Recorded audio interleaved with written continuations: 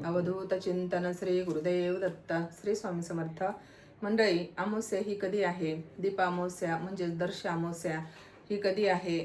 या दिवशी आपण कोणते दिवे लावावेत, कणकेचे दिवे किती लावावेत, त्यांना नैवेद्य कसा दाखवावा, या दिवशी आपल्या घरातील जे काही मुलं मुली आहेत त्यांचं औक्षण कसं करावं, सर्व माहिती आपण या व्हिडिओमध्ये बघूया. चला तर व्हिडिओला सुरुवात करूया. आता बघा, अमावस्या ही 11 तारखेला रात्री उत्तरात्री 1:53 चालू होते आणि 12 तारखेला दिवसभर अमावस्या आहे आणि रात्री 11:06 अमावस्या संपत आहे. म्हणजे आपण आपल्या हिंदू धर्मामध्ये उगवत्या सूर्याची म्हणजेच तिथीगाय धरली जाते. म्हणजेच आपण अमावस्या ही 12 तारखेला पाळायची आहे. 12 तारखेला सर्व पूजा करायची आहे. तर बघा, आता ज्या म्हणजे ताई जॉब करणारे असतील त्यांनी त्या बोलतील की आता पूजा सकाळी करायची की संध्याकाळी करायची. तर बघा, आता ज्यांना संध्याकाळी करणं शक्य नाही त्यांनी सकाळीच मांडणी करायची आहे. आता बघा, अमावस्या म्हणजे अंधाराकडून प्रकाशाकडे जाणे. तर त्यामुळे आपण छान अशी मांडणी करायची आहे. ती मांडणी कशी करायची आपण पुढच्या व्हिडिओमध्ये बघूया. मंडळी, आता आपण काय करायचं आहे, जे आपल्या घरामध्ये दिवे आहेत, पितळेचे असतील, तुमचे तांब्याचे असतील किंवा दगडाचा असेल. बघा, पुरा आपल्या जे काही घरामध्ये आजी पणजी होती त्यांच्याकडे पहिले दगडाचे दिवे राहायचे. बघा, जे काही कोणतेही तुमच्याकडे जे दिवे असतील ते साफ करून घ्यायचे, स्वच्छ करायचे, छान घासून घ्यायचे आहेत आणि ते कोरडे झाल्यावर त्यामध्ये 2 वातींची एक वात अशी करून प्रत्येक दिव्यामध्ये म्हणजे घालायची वात ती. त्यात तेल ओतायचे आणि त्यानंतर आता आपण मांडणी कशी करायची. तर बघा, जिथे आपल्याला ही मांडणी करायची आहे ती जागा स्वच्छ आधी पुसून घ्यायची. छान गोमूत्र वगैरे टाकून ती जागा स्वच्छ पुसून घ्या. त्यावर एक पाट मांडा. त्यावर लाल किंवा पिवळ्या रंगाचं जे काही वस्त्र आहे ते तुमच्याकडे यथाशक्ती जे तुमच्याकडे असेल ते टाकायचं आहे, फक्त काळा रंग सोडून. आणि त्यावर परत छान अशी फुलांची पाकळ्यांची अशी छान रांगोळी काढायची. बाजूलाही छान रांगोळी काढून घ्या पाटाच्या बाजूला.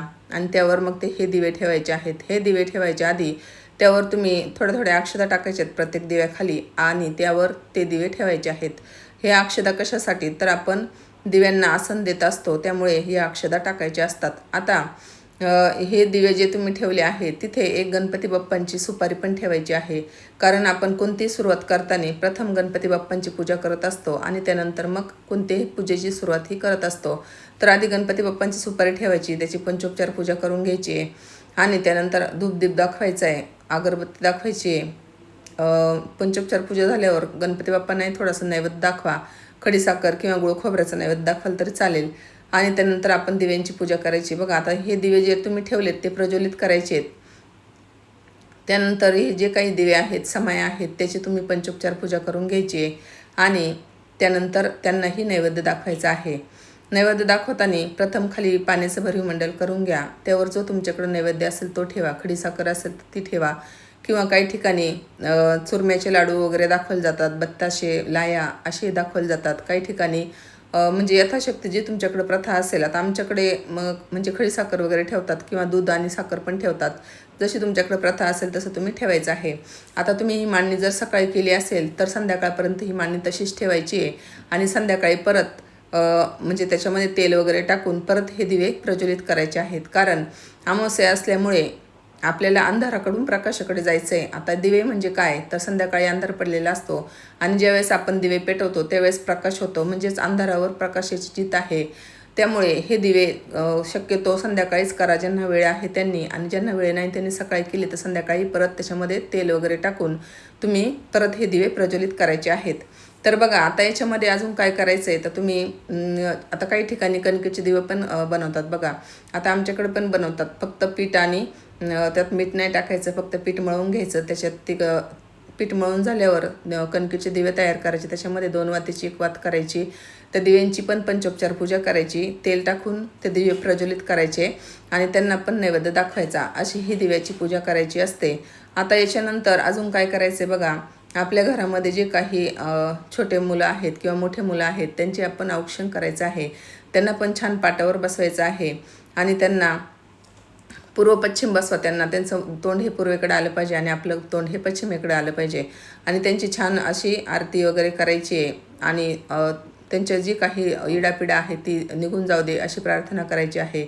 तर अशी ही साधी सोपी पूजा आपण या दिवशी करायची आहे. बघा मंडळी, जास्त काही म्हणजे ही पूजा करताना तुम्ही कोणता मंत्र आला नाही तरी चालेल, फक्त शुभम करोती कल्याणम आरोग्यम धन संपदा शत्रुबुद्धी विनाशाय दीपक ज्योती नमस्तुते हा मंत्र बोलायचा आहे. आणि ही साधी सोपी अशी पूजा करायची आहे. बघा, देवाला आपला भाव महत्त्वाचा असतो.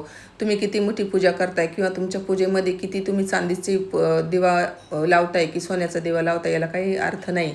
फक्त तुमचं मनापासून जी काही पूजा करायची तळमळ आहे, तुमची श्रद्धा आहे, तुमचा भाव आहे, तो इथे महत्त्वाचा असतो. तर बघा, अशी पूजा साधी आणि सोपी सर्वांनीच करा.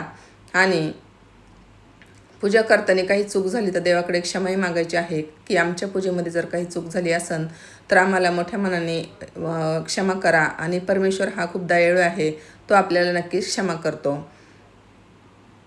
तर मंडळी बघा, ज्यावेळेस आपण दिव्यांना नैवेद्य वगैरे दाखवतो त्यानंतर आपण आरतीही करायची आहे. आरती झाल्यावर दीपनामावली आहे, छोटीशीच आहे, तीही बोलायची आहे. मी व्हिडिओच्या शेवटी देते. तर अशी ही दीपामावस्या सर्वांनी साजरी करा. ही दीपामावस्या जसा काही आपण दिवा लावल्यावर प्रकाश पडतो, तसाच प्रकाश तुमच्या जीवनामध्ये पडो, ही श्री स्वामी समर्थ महाराजांच्या चरणी प्रार्थना. व्हिडिओमध्ये एवढंच. भेटूया पुढच्या एका नवीन व्हिडिओमध्ये नवीन माहितीसह. तोपर्यंत सर्वांना श्री स्वामी समर्थ. अवधूत चिंतन श्री गुरुदेव दत्त.